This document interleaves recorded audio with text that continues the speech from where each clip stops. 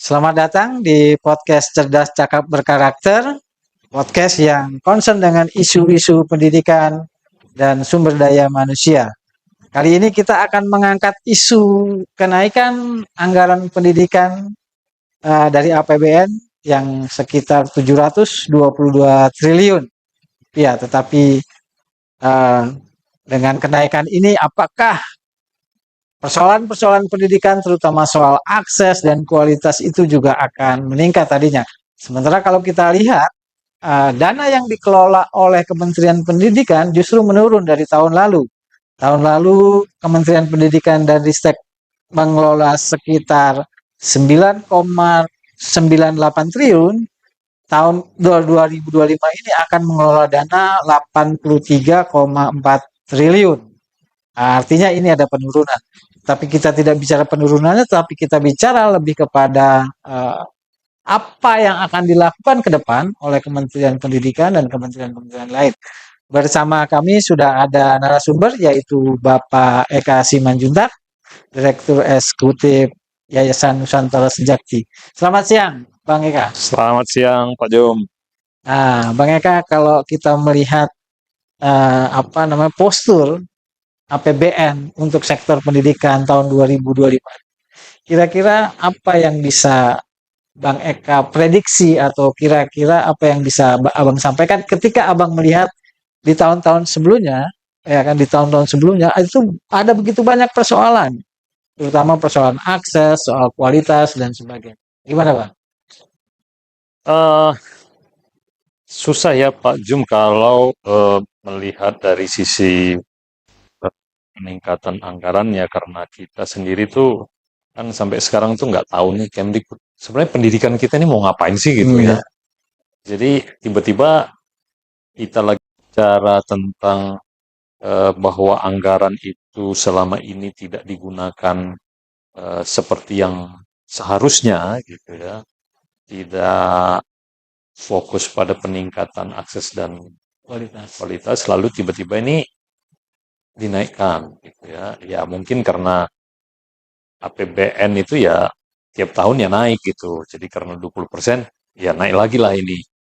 Cuma masalahnya kan kenaikan itu hanya karena eh, karena anggaran belanja pemerintah naik Naik gitu. ya. Ya dia otomatis naik. Nah, tapi yang kita masih bertanya-tanya ya, kenaikan ini apa? Ya mungkin kalau kita orang umum itu menduga-duga ya naik karena makan Yang siang atau gratis. makan pagi atau pokoknya makan gratis lah gitu. Ya mungkin naik. Lalu kemarin Bu Sri Mulyani itu sudah bilang mengalokasikan 20 triliun untuk pembangunan fisik Basic. ya. Walaupun fisik itu di PUPR, tapi kan seperti biasa anggarannya itu fungsi pendidikan. Fungsi ya. Ya, jadi kalau ngomong fungsi pendidikan, anggarannya kan bukan hanya yang dikelola oleh Kemdikbud, Kemendikbud.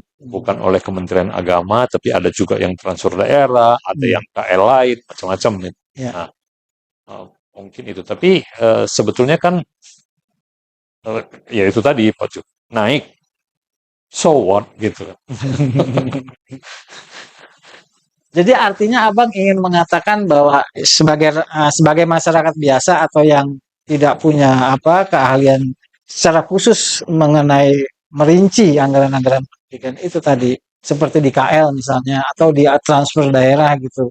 Nah, Abang ini melihat ada ketidakkonsistenan atas pengelolaan pendidikan atau lebih kepada masyarakat harus tahu ini transfer daerah untuk apa aja gitu dan bagaimana pengawasannya atau yang dibelanja-belanja di kementerian lain itu seperti apa, Bang?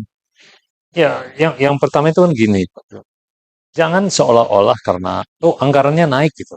Seolah-olah dengan anggaran naik itu lalu itu artinya pendidikan kita makin baik gitu. Kan enggak juga. Ya. Ini naiknya ini uangnya dipakai untuk apa gitu. Nah, misalnya sampai hari ini kan banyaklah orang yang bilang bahwa kebocoran masih tinggi, korupsi, lalu penggunaannya yang tidak efektif gitu kan. Lalu kan berpikirnya sederhana. kalau korupsinya masih belum bisa diberantas, Hmm. penggunaan anggarannya tidak efektif dan boros, Mhm. maka udah kita tahu kan, Mhm. anggarannya naik, Baik, maka korupsinya akan tambah naik, pemborosannya makin menjadi-jadi gitu kan. ya, ya. Karena kan nggak jelas nih, uangnya ini nggak dipakainya untuk hal-hal yang ternyata selama ini ya tidak meningkatkan kualitas pendidikan, tidak meningkatkan akses. Hmm. Jadi masalahnya saya kalau dibilang anggarannya naik, orang lain mungkin happy ya. Kalau saya sih, wah ini berarti tikus-tikus berpesta dong ini gitu. Hmm. Nah, ketidakjelasan tadi Bang soal anggaran, ketidakjelasan soal anggaran itu apa kritik Abang atau masukan Abang agar masyarakat luas terutama ya masyarakat warga itu bisa tahu Bang. Ya kan, ini anggaran ini digunakan untuk apa saja gitu, ya kan? Yang penting itu kan sampai sekarang kita itu kayak apa ya, rencana apa sih yang kita mau gitu ya. Itu kan sampai Hmm. sekarang tuh nggak jelas ya. Hmm. Misalnya di tahun selama periodenya keduanya Pak Jokowi itu oleh Mas Nadiem itu kan kurikulum gitu. Hmm. Nah, kita lihat setelah 5 tahun bukannya makin bagus, Bagus. malah ya itu dengerin orang malah marah-marah lah, ya segala macam lah gitu Hmm. kan. Jadi di satu sisi yang ya kalau orang Kemdikbud sama orang-orang yang melaksanakan bilang bagus lah orang mereka yang Ya kerjakan. kerjakan. Tapi di yang lain bilang wah macam-macam lah ya, Hmm. negatif-negatif semua gitu. Hmm. Nah, tapi persoalannya kan gini, apakah memang persoalan kita itu pada kurikulum? Kan ternyata tidak. Tidak. Nah, teman-teman asosiasi guru ribut soal kesejahteraan guru gitu. Hmm. Yang memang kan apa namanya, yang paling berpengaruh untuk peningkatan kualitas pendidikan adalah guru gitu. Hmm. Nah, tentu teman-teman guru itu berharap, wah ini anggaran naik, kesejahteraan guru naik gitu. Hmm. Ya oke juga sih, cuma kan masalahnya nggak sesederhana itu ya. Hmm. Apakah peningkatan kesejahteraan guru otomatis meningkatkan kualitas Hmm. pendidikan? Ya nggak Hmm. juga gitu. Hmm. Kalau guru-gurunya tidak kompeten dikasih gaji tinggi itu mah pemborosan juga Iya, iya. namanya gitu. Nah, jadi yang menarik itu kan bicara ini 5 tahun ke depan itu terus mau ngapain nih gitu. Hmm. Dari pengalaman kita beberapa presiden, menterinya udah banyak. Lalu ini kan harusnya pakai, kalau saya nih, harusnya pakai prioritas dong. Hmm. Tahun 2025 itu prioritasnya apa? Hmm. Nanti 2006 apa? Ya, Hmm. nah, gitulah berproses. Sehingga kita jangan, uang ini jangan kayak itu ya, bagi-bagi rezeki gitu. Hmm. Ya pokoknya sana, oh di sana ada orang nih di bagian itu. Nggak enak kan kalau nggak dikasih anggaran, nanti kasihan, kasih sana. Yang ini juga bagian apa, misalnya eh, pusat bahasa, ini perlu juga nih, kasih.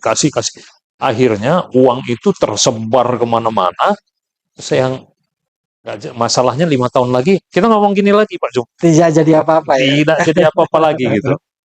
Ya, jadi misalnya ambillah kita mau serius dengan guru, oke, kita kasih guru, tapi bukan meningkatkan kesejahteraannya, tapi bangunlah sistemnya, Hmm. ya. Bagaimana caranya nih? Kan guru itu pertama dari FKIP. Nah, di FKIP selama dia kuliah itu apa itu yang harus dilakukan, dipelajari oleh guru-guru? Lalu kalau dia harus S2, di S2-nya itu apa? Hmm. Nah, sesudah itu dia mau jadi guru. Nih, pertama nih persiapan guru itu apa? Hmm. Nah, sesudah dia jadi guru, ya kan harus terus diupdate nih. Dua tahun tuh ya harusnya diuji lagi kompetensinya, Hmm. sertifikasi lagi. Nanti setelah 3 tahun dia mau naik jabatan, uji lagi gitu. Jadi guru itu jangan secara otomatis karena dia guru lalu disejahterakan gitu kan, enggak.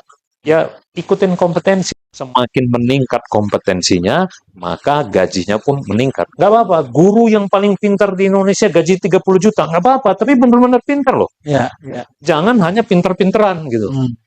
Lalu karena dia guru, lalu semua orang harus, semua yang namanya guru harus hidup sejahtera. Ya nggak begitu kan. Ya sama lah dengan profesi lain. Profesi lain juga orang kalau mau mencapai tingkat tertentu ya berjuang kan. Dia ikut pelatihan, dia belajar, dia bahkan berinvestasi.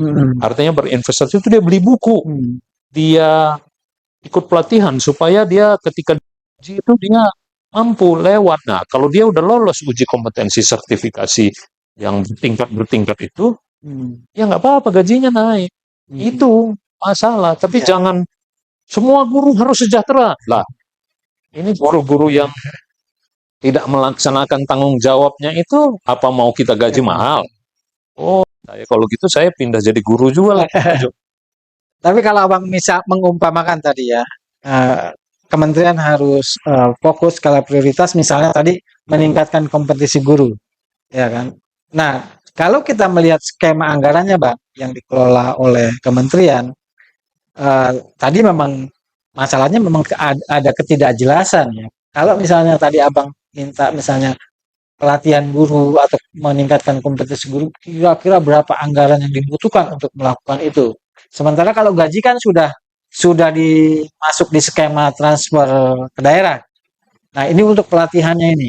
Pelatihan ini. Idealnya seperti apa, Bang? Dengan kondisi sekarang yang ini pasti akan mengorbankan pembiayaan yang lain ya. Kalau kita mau konsentrasi mengenai peningkatan kompetisi guru.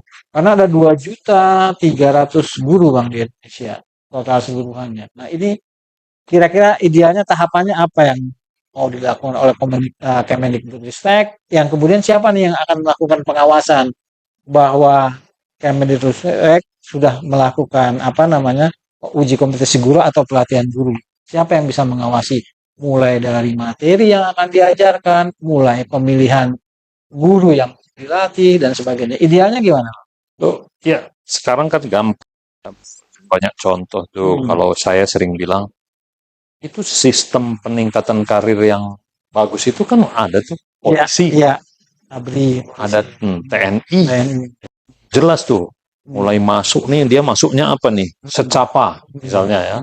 Lalu masuk terus pelatihannya apa? Seleksi apa? Naik pangkat kan dites lagi. Naik pangkat lagi, tes lagi. Lalu jadi perwira. Perwira makin lebih parah lagi kan. Lalu mau jadi jenderal itu kan juga ada sekolahnya lagi kan. Dites lagi gitu. Belum lagi melihat track record pengalaman kerjanya kan. Nah, ini kan bisa dibangun seperti itu. Nah, ya misalnya itu yang jangan seperti sekarang lah itu ya, udah bangun di setiap provinsi itu ada namanya dulu LPMP, sekarang BPPG apa-apa gitu. Ya. Itu orang-orang yang masuk situ juga diseleksi dong, mau jadi pelatih, ya jadi pelatih itu harus kayak apa, kan ada standarnya.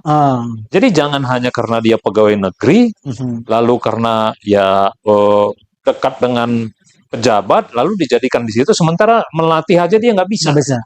Itu yang Abang lihat? Iya. Belum lagi kan di BP apa namanya BPPG atau yang bekas LPMP itu kan fasilitas pelatihannya dibangun. Nah itu dioptimalkan dong, kan diatur. Oke, dia ada guru SD udah berapa tahun, oke, udah saatnya dia apa namanya ikut pelatihan karena dia mau naik pangkat, ya dikirim ke situ. Dilatih betul, diuji dengan benar. Bagaimana caranya? Kan ada teknologi sudah. Masa nggak bisa diatur? Kan ada nih. Daftar guru di Indonesia dimasukkan datanya. Ya toh, dia ini masuk jadi guru tahun berapa. Dia sekarang pangkatnya apa, segala macam. Nah, itu semua dilihat. Dia ikut pelatihan apa. Nanti semua itu kan tercatat. Jadi rekodnya itu jelas. Ini guru ini sudah pernah ikut pelatihan ini tahun sekian, diuji udah benar. Jadi uji kompetensi dan sertifikasi itu juga harus dilihat gini.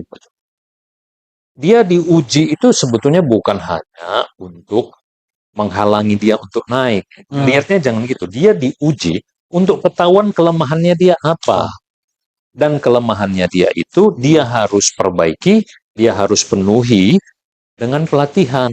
Gitu kan? Nah, sesudah pelatihan, kalau dia serius ikut pelatihannya, harusnya diuji lagi lolos dong. Nah, begitu dia lolos, naik gaji.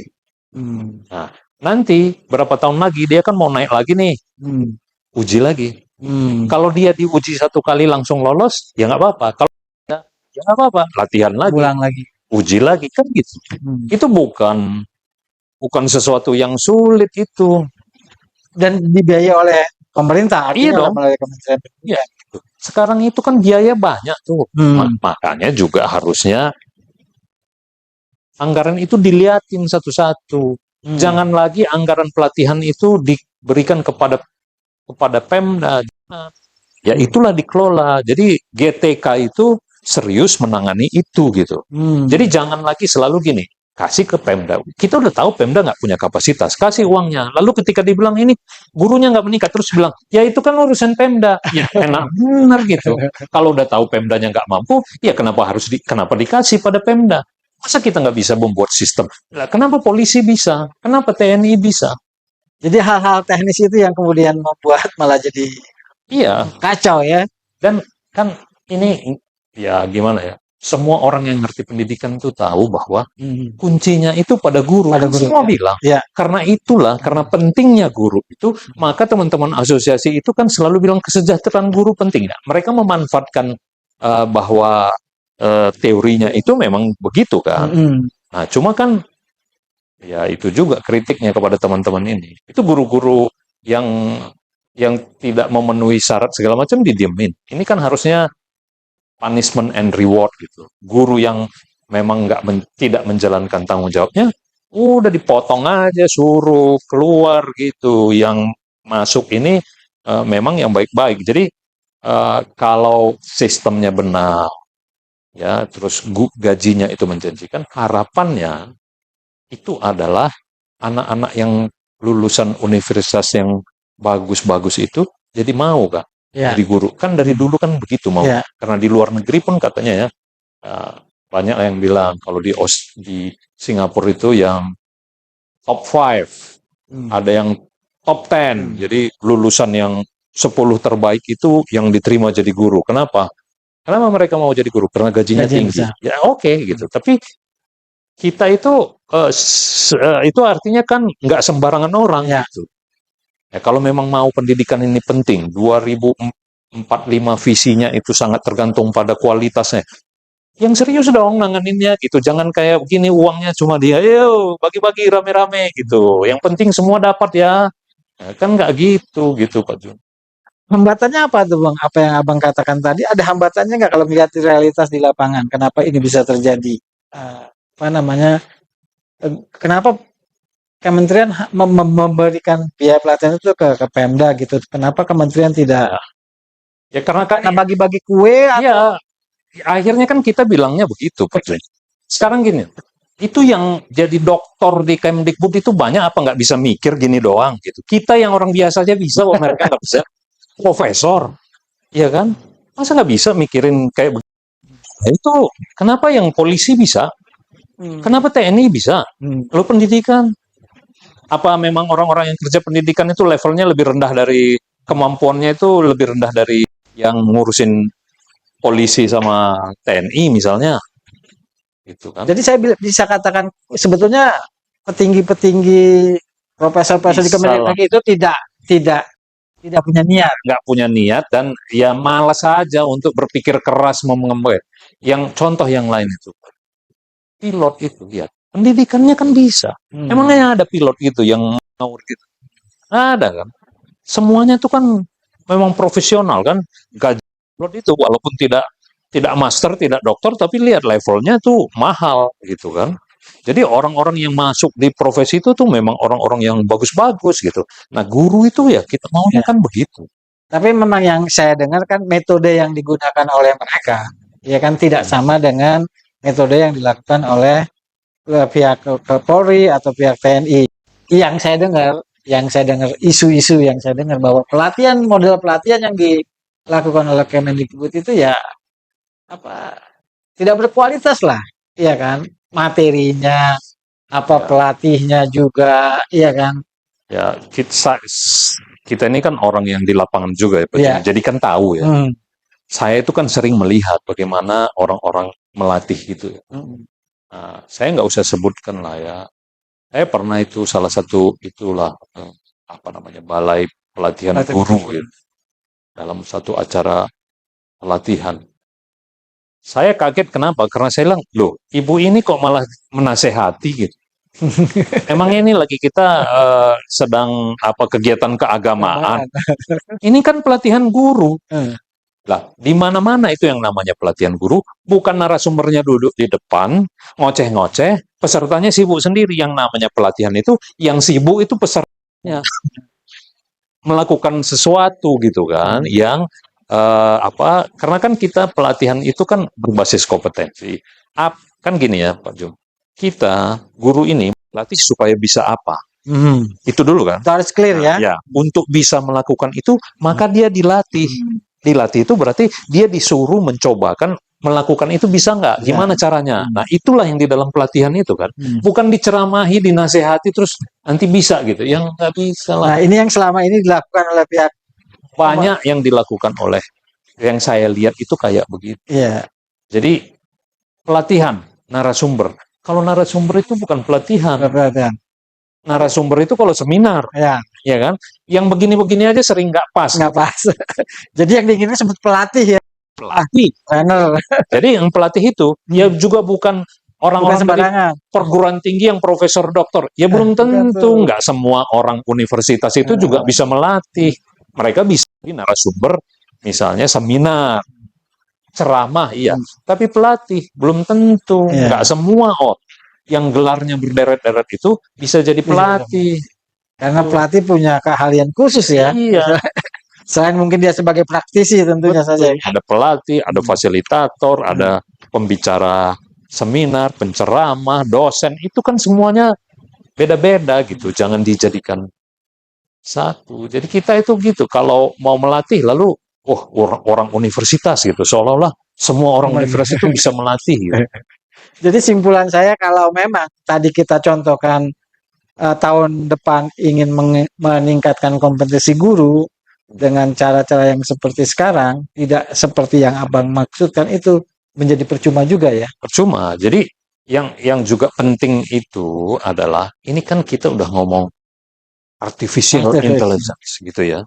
Nah, sekarang ini kan data itu banyak. Kelebihannya artificial intelligence itu kemampuan dia itu mengolah dan menganalisis data-data itu. Ya, contoh misalnya, ini Dana bos. dana bos, itu kan diberikan kepada sekolah. Nah, sekolah-sekolah ini kan memberikan laporan-laporan. Ya, itu kan bisa dibuat sistem, dibangun AI untuk membaca semua laporan itu, untuk melihat. Ini sebetulnya laporan-laporan ini polanya kayak apa gitu. Ini belanja yang paling banyak dilakukan oleh sekolah ini untuk beli apa. Nah, terus bisa dilihat kalau tahun lalu udah beli apa peralatan misalnya AC segala macam. Masa tahun ini beli lagi sama banyaknya gitu. Nah, itu kan pakai AI itu bisa dilihat. Nah, lalu jangan-jangan ini bosnya bisa dicari tahu juga ya. Ini sebetulnya akal-akalan atau tidak gitu. Ya, itu. Lalu soal guru juga gitu kan. Performance guru itu kan bisa walaupun 3 juta gitu. Itu kan udah pakai AI gitu. Jadi ayolah kita gunakan teknologi itu untuk membuat menjadi lebih efektif, bisa lebih efisien, bukan untuk gaya-gayaan. Cuma bilang kayak sekarang platform Merdeka Mengajar, lalu isinya ada sekian banyak apa namanya video-video pembelajaran segala macam yang kualitasnya juga nggak jelas kan. Gitu. Jadi udah begitu banyak uang yang dipakai untuk teknologi, kita nggak lihat apa yang berubah gitu. Tidak berdampak. Tidak, kenapa? Ya data-data yang terkumpulkan dari banyak daerah itu ya nggak dianalisis juga, nggak diolah. Nah ini kan kita ngomong big data. Ya. Lalu data yang begitu banyak harusnya kan diolah, jangan cuma ditumpukkan. Oh sekarang gampang diupload semuanya. Nah, terus disimpan aja gitu di database, nggak diolah. Ya buat apa gitu? Tapi yang Abang katakan tadi soal AI itu memang memudahkan memudahkan pemerintah untuk melacak sampai di mana sih, ya kan? Misalnya tadi Abang dana bos itu digunakan, itu memang semudah itu, Bang. Oh iya kan gini ya. Karena kan Pak Nadiem ini kan orang yang kita tahu, orang yang ya, makanya sebetulnya kan AI itu dia kemampuannya itu kan membaca data. Nah, jadi misalnya ada begitu banyak data pendidikan ini, sebetulnya kan tinggal kita mau apain data itu. Hmm. Nah, itulah dibuat programnya dengan AI, Hmm. membaca tren penggunaan dana BOS, ya toh. Dari situ kan tinggal indikatornya mau dilihat apa. Nanti itu akan bisa dibaca. Lalu data guru, Data guru juga. iya, itu bisa data siswa, semua. Ini kan jadi AI itu dia akan semakin efektif itu kalau semakin banyak data yang dia baca kan. Kalau perlu data itu bertahun-tahun dia lihat itu, dia lihat trennya segala macam gitu. Jadi kalau selama ini kan hanya orang yang mengelola data itu kan bisa salah dan waktunya lama kan. Tapi kalau kita pakai AI itu kan bisa cepat. Jadi saya membayangkan kalau saya misalnya jadi dirjen, jadi menteri, saya minta AI itu dibuat untuk membaca semua itu. Jadi kita bisa menganalisis dengan lebih Akurat. akurat gitu loh. Apa masalahnya, Ya. apa yang terjadi. Dan itu pasti bisa dilakukan dengan mudah ya Oh iya, sebetulnya. Ya kan? itulah yang menjadi kelebihannya AI itu. Tapi kira-kira kenapa kementerian tidak melakukan itu untuk misalnya kan selama ini tren korupsi dana bos itu tetap menjadi yang tertinggi di sektor pendidikan. Kemudian kualitas guru juga menjadi sesuatu yang selama ini jadi ganjalan. Kenapa PISA kita nggak pernah naik gitu kan? Itu kan kalau yang abang katakan tadi, kalau kita mau serius menggunakan data-data yang bisa diambil dari AI itu kan sebetulnya bisa terbaca tuh, ya kan? Di mana persoalan yang terjadi? Tapi kenapa kementerian tidak? Itu lagi balik Pak Jum. Kalau kita bilang bahwa orang-orang kementerian ini nggak ngerti kan nggak mungkin. Nggak mungkin. Ya masa mereka nggak baca sih trennya Ya. gitu. Nah, ini satu yang saya mau ingat ya. Tahun 2000, pokoknya sekitar 2010 ya, itu Kemdikbud itu sudah waktu itu mau membuat data yang berbasis udah mendekati AI itu. Waktu itu mereka membuat kayak Google Earth gitu, yang ada titik-titik sekolah di seluruh Indonesia. Ya. Lalu kalau sekolah itu di peta itu akan kelihatan datanya. Dapodik segala macam ya. Nah, itu kan sudah dimulai. Berarti artinya data itu ada. Ada. Walaupun saya nggak tahu kenapa sistem itu kemudian berganti ya, ya itu urusan mereka lah. Tapi sekarang pun masing-masing dinas dan BPPG apa yang mantan LPMP itu punya banyak data. Tapi data itu kalau cuma dikekepin, nggak dikumpulkan, diolah, ya nggak ada gunanya juga. Jadi nggak ada alasan sebetulnya untuk kita ini masih meraba-raba, menduga-duga. Ya, pakailah AI itu. Itu kan tinggal cari orang bayar yang bisa mengembangkan apa istilahnya loh, algoritmanya gitu ya. Nah, itu. Oke, terakhir Bang, ini soal pergantian presiden. Tentu saja juga nanti ada pergantian menteri dan sebagainya. Nah, menurut Abang, kira-kira siapa yang paling pas atau sosok seperti apa yang paling pas untuk menempati Kementerian Pendidikan? Ya, jadi kalau kita mau pendidikan ini berhasil, maka harus ada salah satu yang menjadi fokus itu adalah membangun institusinya. Merubah Kemdikbud itu. Merubah cara berpikirnya dinas-dinas pendidikan. Cara kerja. Karena yang saya dengar bahwa ini Mas Nadiem ini juga sakit kepala ini dengan ngurusin birokratnya Kemdikbud. Karena dia ngomong A, yang sana bikinnya B gitu. Dan itu kan bukan hal baru ya. Kita udah tahu lah. Di mana-mana begitu kan. Nah, jadi kalau ditanya pada saya siapa yang pas jadi menteri, yaitu menteri yang bisa merubah attitude-nya orang-orang itu. Gitu. Jadi kita nggak butuh menteri yang mengerti tentang konsep pendidikan, teori-teori segala macam, karena konsep teori pendidikan itu tidak terlalu banyak yang baru. Semuanya tuh yang lama-lama itu masih relevan sampai sekarang. Makanya kan kita juga pakai Ki Hajar Dewantoro itu, Ki Hajar Dewantoro itu kan udah udah kapan itu ratusan tahun yang lalu. Jadi ahli-ahli pendidikan itu yang sekarang dipakai teori itu kan juga banyak itu yang udah lama-lama ya. Vygotsky, Brunner dan segala macam itu kan Montessori masih dibicarakan, orangnya udah meninggal lama, kita masih pakai. Jadi kita nggak butuh orang ahli lah jadi menteri pendidikan itu yang ngerti banget tentang hafal dengan konsep-konsep itu. Enggak. Kalau menurut saya itu adalah orang yang bisa merubah mindsetnya orang-orang di Kementerian Pendidikan, di dinas-dinas pendidikan, ya, sama merubah guru. Nah, kalau ini berhasil, ya, saya nggak tahu lah dalam 5 tahun gimana caranya. Ya, justru itu yang harus dicari oleh Pak Prabowo. Ada nggak orang yang bisa merubah itu? Gitu. Nah, kalau ini semua berubah, antara apa yang dibutuhkan yang dikerjakan itu nyambung, jangan semua orang hanya sibuk bancaan anggaran, bikin-bikin kegiatan yang nggak penting gitu, ya baru kita bisa ngomong mau Finland kah, mau Singapura kek, mau Jepang kek, mau apa. Tapi kalau perilakunya masih kayak begini, institusinya itu tidak berubah, ini ya kita nggak bisa berharap banyak. Dana bancaan tambah banyak, gitu aja Pak Jun. Jadi yang dibutuhkan adalah sosok yang kuat untuk mengubah sistem atau kinerja, Bang. Institusi itu semuanya. Semuanya. Ya, cara berpikirnya, cara kerjanya, semua.